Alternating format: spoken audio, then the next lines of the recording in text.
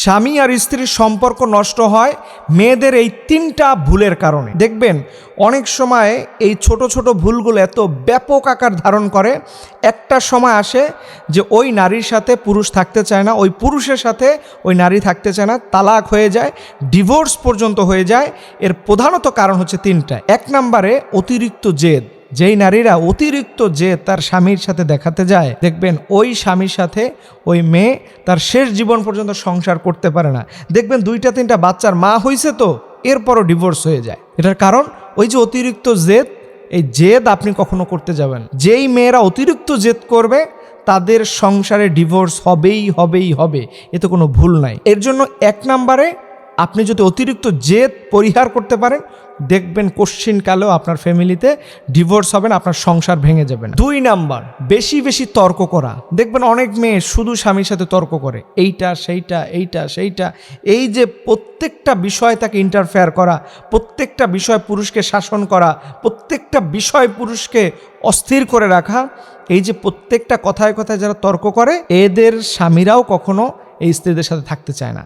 কারণ স্বামীরা হচ্ছে আল্লাহর পক্ষ থেকে এমন একটা সিস্টেমে তৈরি, সে কারো নিয়ম শৃঙ্খলার মধ্যে থাকতে চায় না। আর সেটা যদি হয় অন্যায়ভাবে, সেখানে তো প্রশ্নই আসে না। এর জন্য আপনি খবরদার তর্ক করতে যাবেন না। তর্ক করে আপনি আপনার নিজের সম্পদ, নিজের সুখ আপনি নষ্ট করবেন না। এবং 3 নাম্বার, যেই মেয়েরা স্বামীর বাড়িতে থাকা অবস্থায় যদি কোনো ভুল ত্রুটি লক্ষ্য করে আর এইটা সাথে বাপের বাড়িতে জানিয়ে দেয়, এবং সেখান থেকে যখন কোনো একটা নেগেটিভ পরামর্শ, কুপরামর্শ চলে আসে, এবং সেই পরামর্শের আলোকে যখন তার শ্বশুরবাড়ির সাথে ঝামেলা একের পর এক করেই যায়, দেখবেন ওই মেয়েরা জীবনে খুশি হতে পারে না। কারণ আপনি একটা জিনিস মনে রাখবেন যে আপনি একটা অন্যের বাড়িতে এসেছেন, সেখানে আপনার স্বামী ছাড়া আরও অনেকজন মানুষ থাকবে, তারা আপনাকে কষ্ট দিতে পারে, তাদের সাথে আপনার মনের মিল হবে না, আপনার অনেক সমস্যা হবে, এটা আমরাও বুঝতে পারি। আপনি একটা জিনিস মনে রাখবেন, সামান্য কয়েকটা দিন যদি আপনি কষ্ট সহ্য করতে না পারেন, তাহলে আপনি কখনো সুখী হতে পারবেন না। কারণ একটা মানুষের সুখী হওয়ার জন্য তার দুঃখের প্রয়োজন আছে।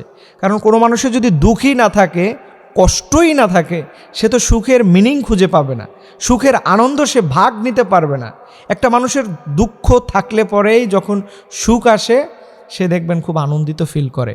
এর জন্য মানুষের জীবনে সুখের সাথে দুঃখও কিছুটা থাকা দরকার, তাহলে সুখের গুরুত্বটা বোঝা যায়। এর জন্য স্বামীর সাথে কোনো ঝামেলা হয়ে গেলে সেটা স্ত্রী যেন তার বাপের বাড়ির কোনো পরামর্শ নিয়ে সিদ্ধান্ত না নেয়।